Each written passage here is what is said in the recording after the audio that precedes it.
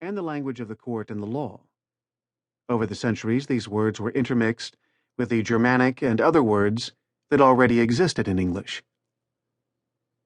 How did English evolve into the language as we know it? And that's a subject that would fill an entire library. But it helps to know that English owes a great deal to Romance languages, such as Portuguese, Italian, French, Spanish, and Romanian. The Netherlands, the Scandinavian, and Slavic countries, and other European cultures also contributed substantially to our vocabulary. Robert Birchfield, in his book The English Language, wrote that every major historical, political, and social event, every discovery, and every new belief since circa 450 has brought change to the English language, and not least to the meanings of words. Evolution and revolution. Language changes, the meanings of words change, politics, styles, and cultures change. We all benefit by and contribute to these developments.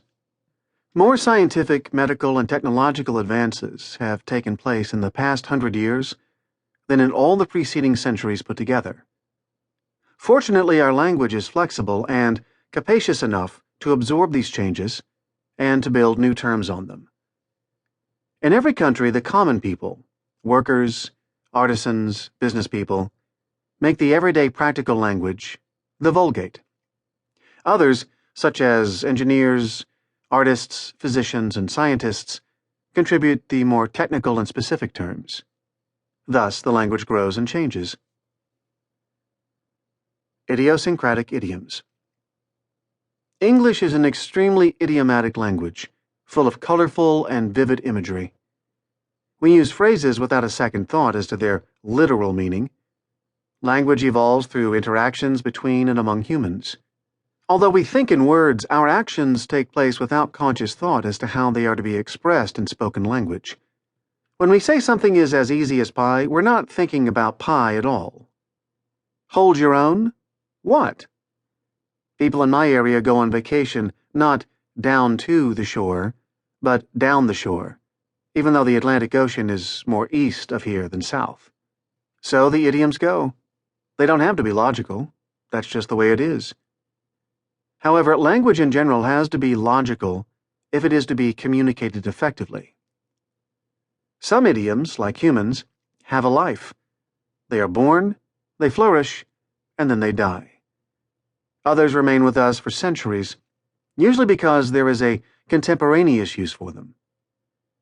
Although we use idiom constantly in both written and spoken language, writing gives us the golden opportunity to use logic, too. Good writing presupposes clear thinking. Knowing the right words gives us, as the idiom goes, a leg up. I never make mistakes. Words have shades and hues of meaning, subtleties and nuances. Many errors are caused by the irrational, irritating, unphonetic, and difficult spelling of English words. These characteristics make learning English tough, especially for non-native speakers. The difficulty is compounded by the innumerable homonyms and homophones in English, words that sound or look alike but mean different things.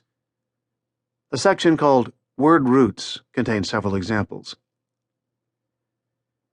Other difficulties arise when people who were reared where British English reigns supreme immigrate to this country and have to contend with American English spelling.